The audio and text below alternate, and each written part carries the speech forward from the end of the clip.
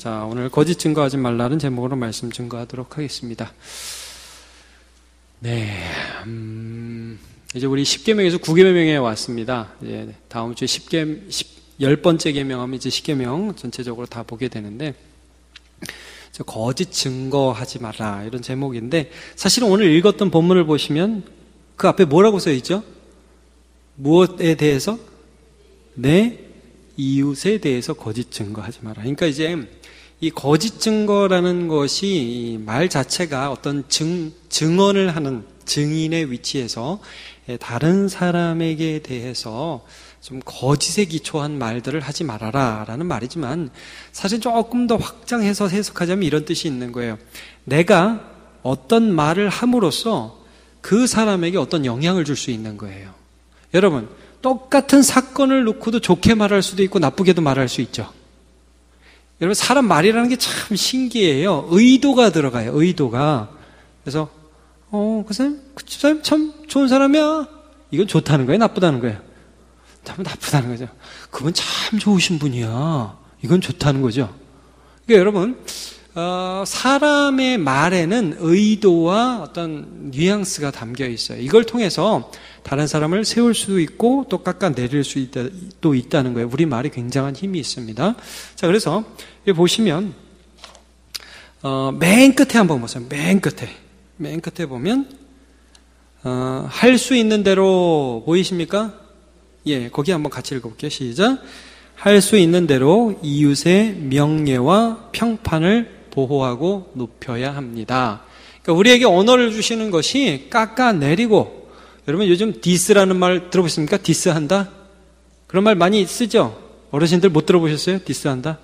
죄송합니다. 그런 말 많이 젊은 사람은 쓰는데 이제 뭐 리스펙트의 반대말 디스리스펙트 해가지고 존중하지 않는다 해서 디스만 앞에 붙여가지고 하는 말이에요. 그러니까 막 남 깔아 뭉개면서 웃는 거 있죠?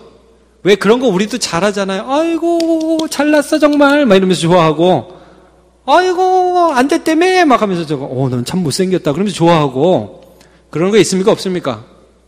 그렇게 살면 되겠습니까? 안 되겠습니까? 제가 그렇게 살아왔습니다. 참 그런 부분에서 제가 회개를 하게 돼요. 그러니까 우리가 이 말을 갖다가 사람을 존중하고 높이는 데 사용해야 되는데, 그냥 웃자고 다른 사람의 인격을 깔아뭉개면서 이렇게 하는 경우가 많이 있다는 거예요. 그러니까 결국 이 말이라는 게 단순히 거짓말을 하지 말라 정도가 아니라 이웃에 대하여, 항상 이 말을 할 때 이웃과의 관계에 있어서 내 말이 어떤 영향력을 끼칠 것인가를 생각하고 그를 높여주는 말을 하라는 말이에요. 여기에 의도가 있다는 거죠. 전에도 말씀드렸지만 10계명의 말씀들은 뭐 하지 말라가 핵심이 아니라 사랑하라가 핵심이라고 그랬죠. 자, 그런 면에서 우리가 하나하나 살펴볼게요. 자, 그럼 여기 보면 한 5가지 정도 거짓 증거의 예가 있습니다. 조금 확대 해석까지 했어요. 자, 답을 한번 보시면, 첫 번째 뭐가 거짓 증거랍니까? 내가 어느 누구에게도 거짓 증언을 하지 않고, 이게 첫 번째 거죠? 맞습니까? 안 졸리시죠? 네, 졸면 저 시험 듭니다. 자, 그 다음에 두 번째는 뭐가 거짓 증거예요? 다른 사람의 말을 왜곡하지 않고, 네, 이게 또 거짓 증거라는 거예요. 두 번째. 자, 요거 하나하나 살펴볼게요. 세 번째는요, 뒤에서 헐뜯거나 중상하지 않으며. 자, 그 다음에 네 번째는요, 어떤 사람의 말을 들어보지 않고 성급히 정죄하지 않으며. 자, 마지막 5번째, 시작. 다른 사람이 성급히 정죄하는 데에도 참여하지 않기를 원하십니다. 그러니까 거짓 증거라는 것들이 이 정도까지 확대해서 해석할 수 있다는 건데, 제가 오늘은 이 부분들을 간단하게 좀 살펴보도록 할게요. 자, 맨 처음 거 뭐라고 그랬죠? 내가 어느 누구에게도 거짓 증언을 하지 않고, 거짓말을 하지 않는 것. 그러니까 실제가 아닌데, 사실이 아닌데 사실처럼 말하는 게 거짓 증거라는 말씀이죠. 뭐 당연히 이건 거짓 증거죠. 근데 성경에 보면 이런 예가 있죠. 이건 간단하게 넘어갈 수 있는 부분이에요. 예를 들면 이런 겁니다. 아합이라는 사람이 나봇의 포도원을 사고 싶었어요. 나봇의 포도원이 너무 좋아 보였거든요. 왕이 어떤 한 시민의 포도원을 사고 싶었어요. 요즘 같으면 별 문제가 안 돼요. 돈 엄청 많이 주면 누구든지 다 팔 거기 때문에. 근데 이스라엘은 땅이라는 개념이 요즘하고 달라요. 부동산을 사고 판다는 개념이 없어요. 조상이 주신 거, 하나님이 조상을 통해 주신 거예요. 이건 못 뺏어요. 왕도. 그게 이스라엘의 땅 개념이에요. 그러니까 이 사람이 팔라고 그러는데 안 파니까 막 속이 상해 있으니까 아합의 아내 누구예요? 이세벨이 와가지고 왜 그러세요? 땅을 안 판대. 왕이 뭘 그런 걸 갖고 염려하세요? 그러더니 어떻게 합니까? 제가 알아서 처리할 테니까 왕은 편안하게 계세요 하고서는 이런 수법을 쓰죠. 나봇이 사는 이스라엘이라는 동네에 사람을 보내가지고 나봇을 높은 자리에 외치고 기분 좋게 해고 높은 자리에 앉히고 나서 막 한참 기분 좋을 때에 불량배 둘을 세워가지고 나봇이 하나님과 왕을 저주하였다 거짓말을 딱 하고 쳐 죽여라. 이렇게 말을. 이게 거짓 증인이거든요. 자, 한번 볼게요. 열왕기상 21장 12절 13절. 시작. 금식을 선포하고 나봇을 백성 가운데 높이 앉힘에 때에 불량자 두 사람이 들어와 그의 앞에 앉고 백성 앞에서 나봇에 대하여 증언을 하여 이르기를 나봇이 하나님과 왕을 저주하였다 하매 무리가 그를 성읍 밖으로 끌고 나가 돌로 쳐 죽이고. 이게 대표적인 거짓 증인입니다. 그래서 이 일로 인해서 결정적으로 하나님께서 아합과 이세벨을 벌하신 나봇의 포도원을 거짓 증인을 세워서 뺏은 이 일, 이거를 대표적으로 이들의 죄로 하나님이 지정하십니다. 정하십니다. 그러니까 이거 너무나 당연한 죄죠. 사실이 아닌데 사실처럼 이야기하는 거. 자, 이런 일들이 우리가 사는 세상에 있을까요? 없을까요? 엄청 많습니다. 엄청 많습니다. 그럼 교회에는 있을까요? 없을까요? 있다는 말이 굉장히 많이 있습니다. 애석하게도 있을 수가 있습니다. 여러분, 그래서 이런 말 있죠? 한 사람 바보 만드는 거 어려운 거 아니다. 둘이서 짜고서 그렇게 할 수 있다는 거예요. 자, 하나님이 이걸 굉장히 악한 것으로 보십니다. 특별히 이제 젊은이 아니라 청소년들이 멋모르고 그럴 때가 있어요. 왕따 만들기 대작전, 이런 거 있죠. 탁탁탁 해가지고, 걔 나쁜 놈 만들자, 우리 짜가지고. 카톡에서 탁 소외시켜버리고 그런 일이 있을 수 있다는 거예요. 여러분, 그거 악한 겁니다. 우리 청소년들, 야, 오늘 3명밖에 안 나왔는데 너네 누구 왕따 시키지 말아라. 그래, 잘할 수 있겠지? 왕따를 당할지언정 시키지는 말아라. 아멘. 그래, 고마워. 오늘 남자애들밖에 안 왔어요. 목소리 아멘. 아이고, 저는 할 수 있어요. 아멘. 감사합니다. 자, 간단하게 이건 넘어가도록 할게요. 두 번째가 뭐죠? 다른 사람들의 말을 왜곡하는 것. 자, 요거는 조금 더 조심스러운 거예요. 거짓 증인. 첫 번째 예는 대놓고 거짓말이에요, 이거는 피할 길이 없어요. 근데 이 왜곡이라는 거는 이건 뉘앙스의 문제예요. 말을 하는데 이게 맞는 것도 같고 안 맞는 것 같고. 여러분, 사람 말을 잘 보세요. 맞는 말을 이상하게 하는 사람들이 있어요. 그런 거 아세요? 대표적인 얘기가 이런 거예요. 제가 이것도 성경을 통해서 한번 살펴보도록 할게요. 사울이 다윗을 굉장히 미워합니다. 그렇죠? 그래서 다윗을 죽이려고 하니까 다윗이 도망을 가요. 근데 이제 다윗이 도망갈 때 어디를 가게 되냐 하면 높당이라는 데에 있는 아히멜렉이라는 제사장에게 들리게 됩니다. 제사장이 들려가지고 자기가 도망간다는 말을 할 수는 없으니까 내가 왕의 긴급한 명령을 수행하러 왔다고 혹시 먹을 거 있냐고 그러니까 그 성소 안에 진설해 놓았던 떡, 진설병이라고 있죠. 진설병. 그걸 물려놔서 일주일에 한 번씩 바꾸잖아요. 그 진설병, 일주일입니까? 하루입니까? 지금 갑자기 그걸 물려내면 그 떡을 이제 먹을 수가 있어요. 제사장이. 근데 그걸 다윗에게 줍니다. 이 사람은 전혀 모르고 왕의 명령을 간다고 그러니까. 그리고 다윗이 너무 급하고 무기도 아무것도 없으니까 혹시 여기 무기 있습니까? 그러니까 당신이 죽인 골리앗의 칼이 여기 있다고 가져가시라고. 우리는 사용할 거 없다고 제사장이 줘요. 근데 그걸 누가 봤냐면 사울의 목자장인 도액이라는 에돔 사람이 그걸 보게 됩니다. 자, 그리고 나중에 사울이 야, 다윗이 나를 도망가고 나를 반역하는데 나에게 다윗에 대한 이야기를 해주는 사람이 없다. 너희들이 다 다윗과 내통했고 내 원수다. 막 이런 얘기를 하니까 도액이 이 부분에 대해서 사울에게 어떻게 말을 합니까? 자, 사무엘상 22장 9절과 10절을 한번 볼게요. 제가 읽을게요. 그때 에돔 사람 도액이 사울의 신하 중에 섰더니 대답해 이르되 이새의 아들이 노베에 와서 아히두베의 아들 아히멜렉에게 이른 것을 내가 보았는데 아히멜렉이 그를 위하여 여호와께 묻고 그에게 음식도 주고 블레셋 사람 골리앗의 칼도 주더이다. 자, 여러분 물어보겠습니다. 사실입니까? 사실이 아닙니까? 사실이에요, 사실이 아니에요? 사실이에요. 그럼 됐네요, 사실이니까. 근데 여러분, 이게 무슨 말처럼 들려요? 왕이시여, 그 아히멜렉이 다윗과 결탁해서 왕을 배반하더이다, 이렇게 들리잖아요. 전혀 이 사람은 모르고 한 일이잖아요. 네. 근데 내가 보니까 아히멜렉이 그러던데요.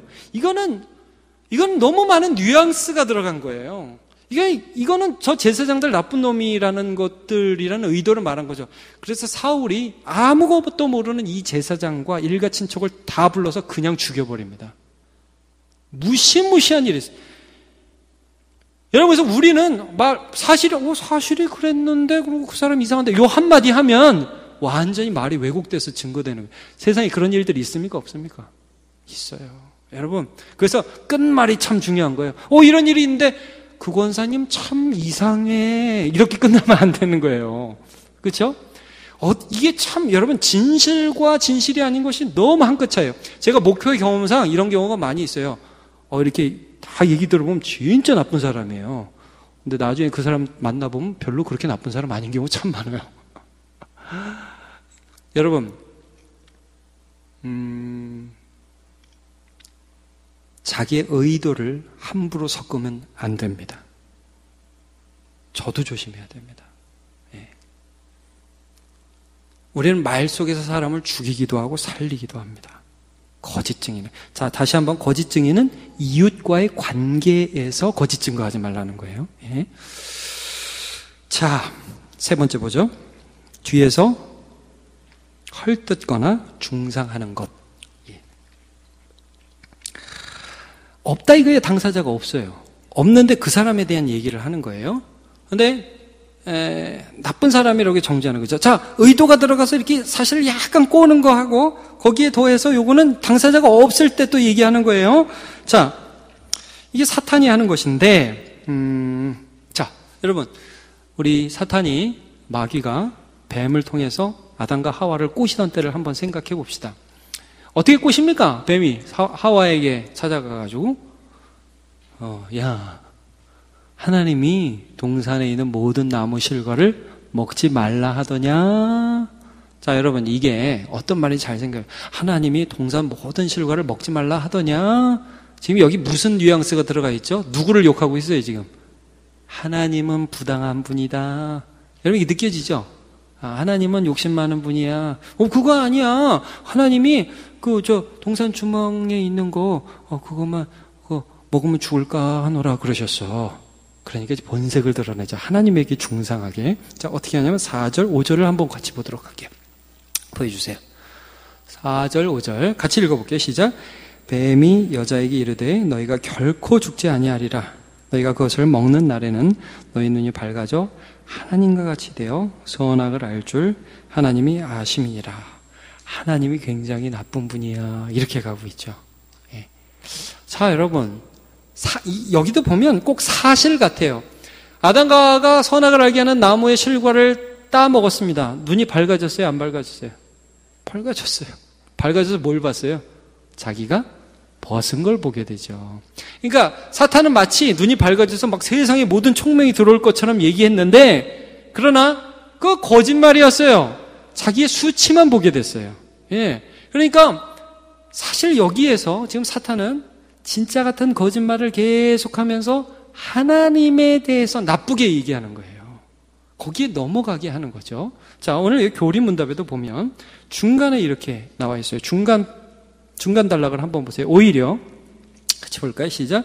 오히려 하나님의 무서운 진노를 당하지 않기 위해 본질적으로 마귀의 일은 모든 거짓과 속이는 일을 피해야 합니다.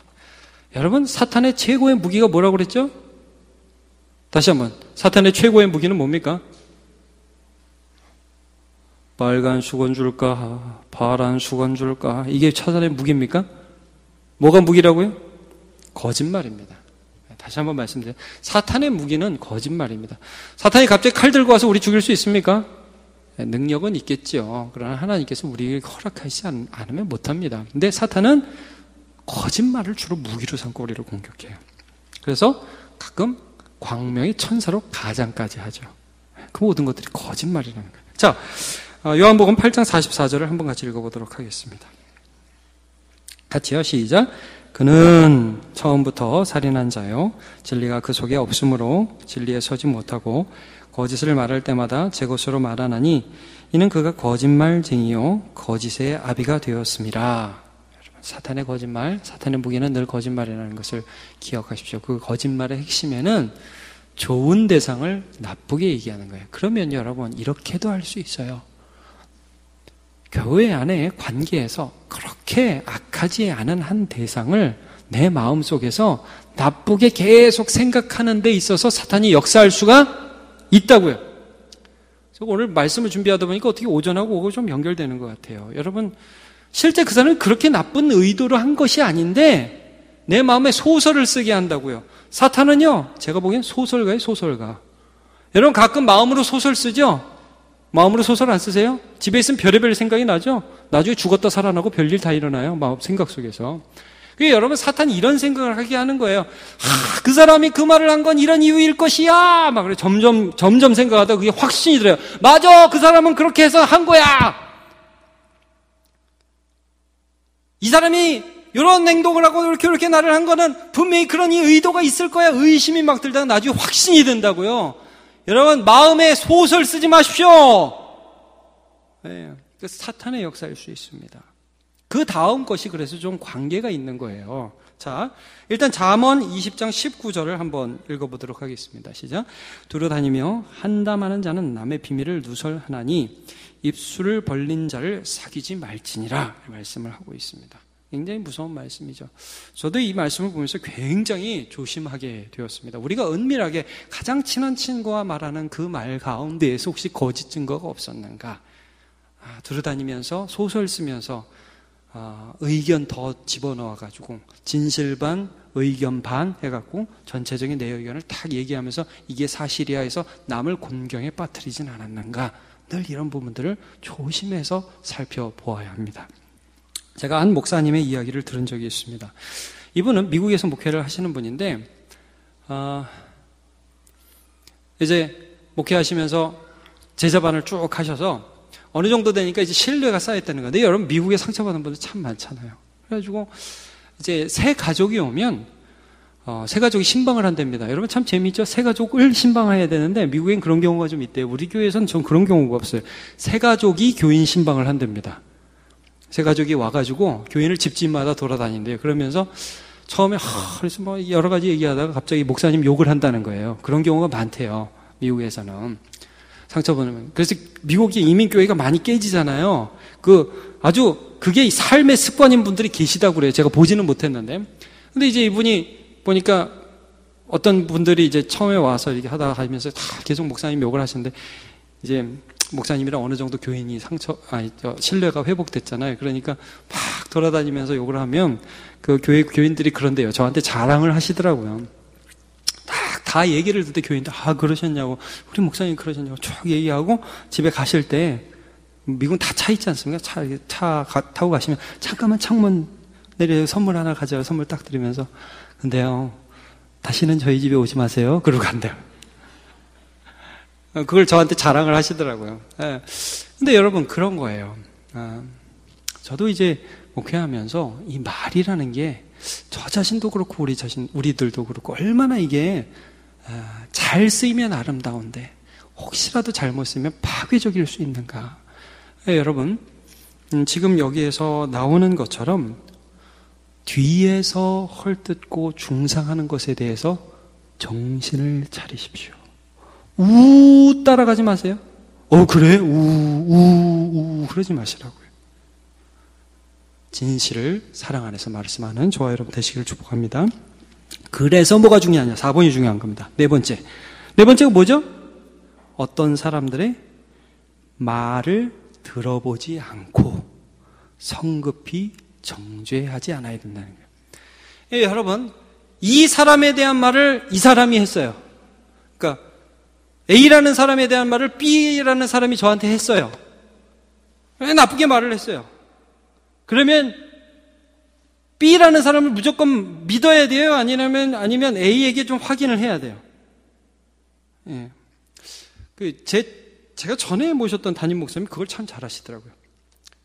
처음에 부임을 하니까, 여러분 이게 좀 죄송한 말씀이지만 제가 교회에 있었던 이 적나라한 얘기를 좀 하겠습니다.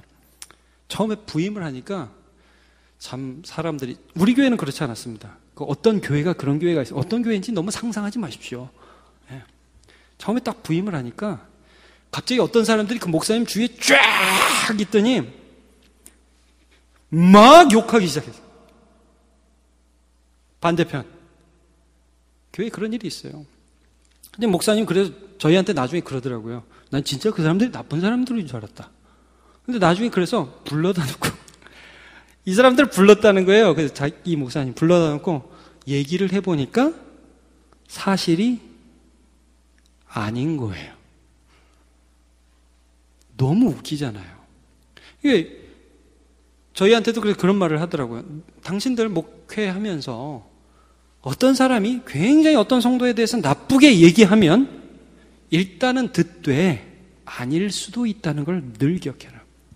그래서 그 사람과도 얘기해야 된다. 저는 그게 굉장히 충격적이었어요. 그 부분이. 그리고 목회하면서 저도 그런 경험이 있어요. 어떤 부분에 대해서 막 얘기를 듣는데 실제로 당사자하고 만나면 아닌 경우가 많아요. 왜 여러분? 근데 제가 알아요. 이분들은 거짓말한 게 아니야. 이분들은 사실을 얘기한 거예요. 근데 거짓말이에요. 이런 일들이 얼마나 많은지 몰라요. 여러분, 없는 자리에서 다른 사람을 될 수 있는 대로 하나님 앞에서 그 사람의 평판과 명예를 생각하면서 이야기하는 것, 아주 중요한 신앙 인격입니다. 제가 말씀 준비하면서 이런 생각이 좀 들었어요. 여러분, 베드로가 예수님에 대해서 3번 부인하죠. 그죠? 예수님 모른다고 3번 부인했어요. 제가 목회자 입장에서 그런 생각이 들었어요. 제가 어디 굉장히 어려운 일을 당했는데 저한테 막 너무 잘했던 어떤 한 성도가 저를 공개적으로 3번 비난했다. 그럼 저는 어떻게 해야 될까요? 연을 끊어야죠. 네? 어떻게 당신이 나 볼 때 하고 이렇게 다를 수가 있냐? 그럴 수 있을 거 아니에요. 자, 예수님이 공개적으로 자기를 모른다고 부인한 그 베드로에게 어떻게 하셨죠? 전 정말 놀라워요. 이걸 보면서 예수님이 베드로를 찾아가십니다. 그렇죠? 너 왜 그러냐고 그래서 그 찾아가는 걸 아주 드라마틱하게 예수님이 연출을 해요. 제일 처음에 베드로를 만났을 때 깊은 데로 가서 그물을 던져라. 그때를 연출해요. 밤새도록 고기 못 잡게 하세요. 아마 예수님 그랬던 것 같아요. 이건 순전히 소설이긴 한데 고기들한테 야 고기들 너 오늘 베드로 근처도 가지 마. 저기 이쪽에 모여 있어. 딱 이렇게 했을 것 같아요. 밤새도록 못 잡았어요. 새벽에 가가지고 야 고기들 준비해. 조금 이따 간다. 베드로 오른쪽으로 그물을 던져. 오른쪽이다. 그럼 고기들 우 갔을 거예요. 가가지고 거기 딱 잡고 나서 그 다음에 베드로가 딱 보니까 예수님이거든. 요한이 주시다 그러니까 막 뛰어가잖아요. 그리고 예수님이 뭐라고 해요? 베드로한테 확인하잖아요. 야, 너 나 사랑하냐? 직접 확인하죠. 직접. 이게 리더예요. 그러니까 이건 사실 저한테 하는 설교예요. 여러분, 어떤 부분에 의욕이 있고 리더가 어떤 사람이 좀 잘못했을 때 거기서 딱 판단해보고 너는 그런 사람이야 이렇게 하는 게 아니라 그 사람을 사랑하고 그 사람을 찾아가서 왜 그랬는지, 왜 그런 행동을 했는지 회개의 기회를 주고 또 그 사람이 설 수 있도록 함께 해주고 이런 것들이 교회 안의 리더의 모습에 많이 나타나야 될 줄로 믿습니다. 저 자신도 그렇게 할 수 있도록 기도해 주십시오. 쉬운 일은 아닙니다. 자, 마지막으로 5번째 잠깐 보도록 하겠습니다. 다른 사람이 성급히 정죄하는 데에도 참여하지 않기를 원하십니다. 군중 심리를 가리킵니다. 이거 거짓말일 수 있다는 거예요. 그러니까 이게 별로 사실 확인도 안 하고 우해서 나쁜 놈 만드는 거예요. 이런 일이 있을 수 있다는 거예요. 잠언 17장 9절을 한번 읽어보도록 하겠습니다. 시작. 허물을 덮어주는 자는 그것을 거듭 말하는 자는 친한 벗을 이간하는 자니라. 네, 허물을 덮어주는 사람은 사랑을 구하는 자다. 그것을 거듭 말하는 자.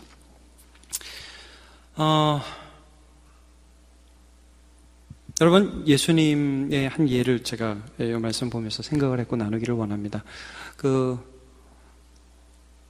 가늠하다가 현장에서 잡힌 여인을 예수님께 끌어오는 장면이 요한복음 8장에 나오는 거 여러분 아시죠? 자, 이게 일종의 군중심리거든요. 이 여인이 간음을 했다는 건 분명해요. 맞죠? 현장에서 잡혔으니까.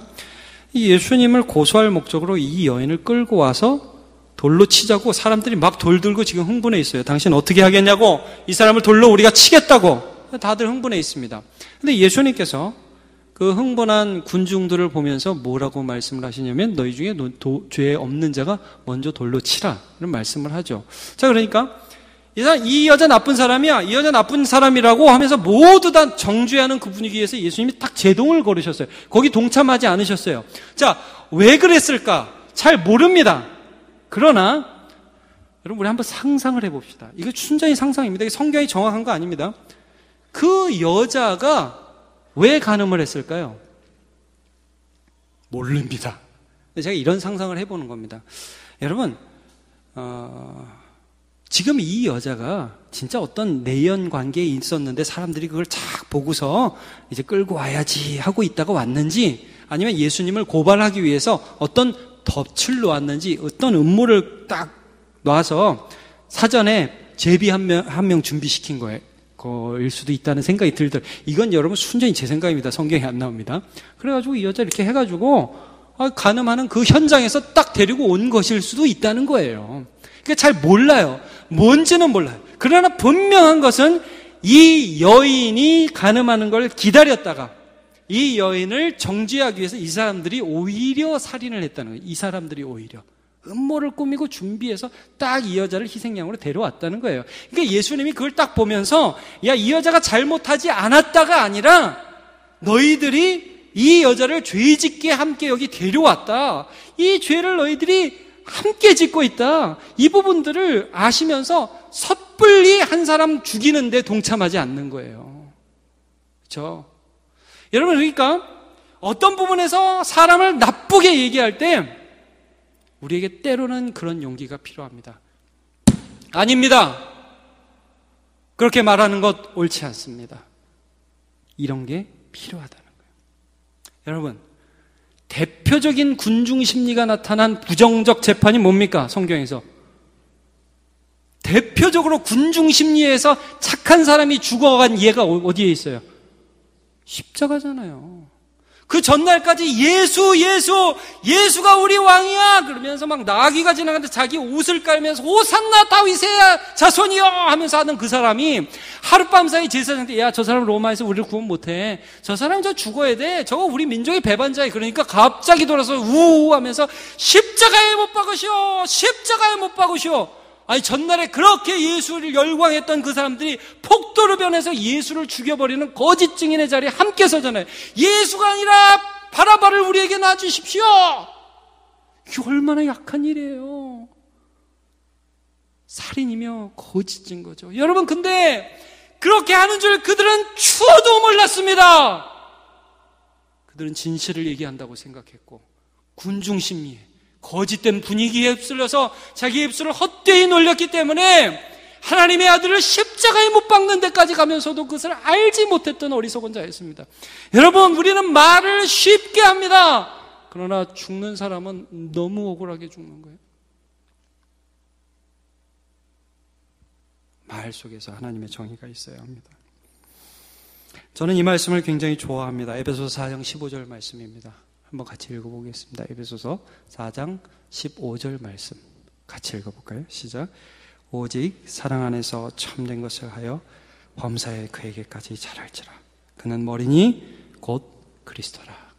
여기요. 여러분, 여기 보면 참된 것을 뭐 안에서 하라고 그러죠? 사랑 안에서. 저는 이 말씀이 너무 좋아요. 사랑 안에서 참된 것을 하라, 말하라.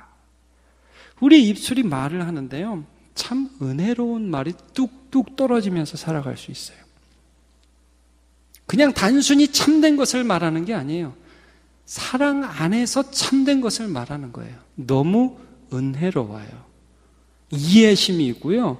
그 사람에 대한 소망이 있고 기대가 있고 예의와 명예에 대한 존중감이 있는 말들이 있다는 말씀이에요. 여러분, 우리의 입술에 이웃에 대한 배려가 있는 하나님의 사랑과 진리가 묻어나는 저와 여러분 되시기를 예수님의 이름으로 축복합니다.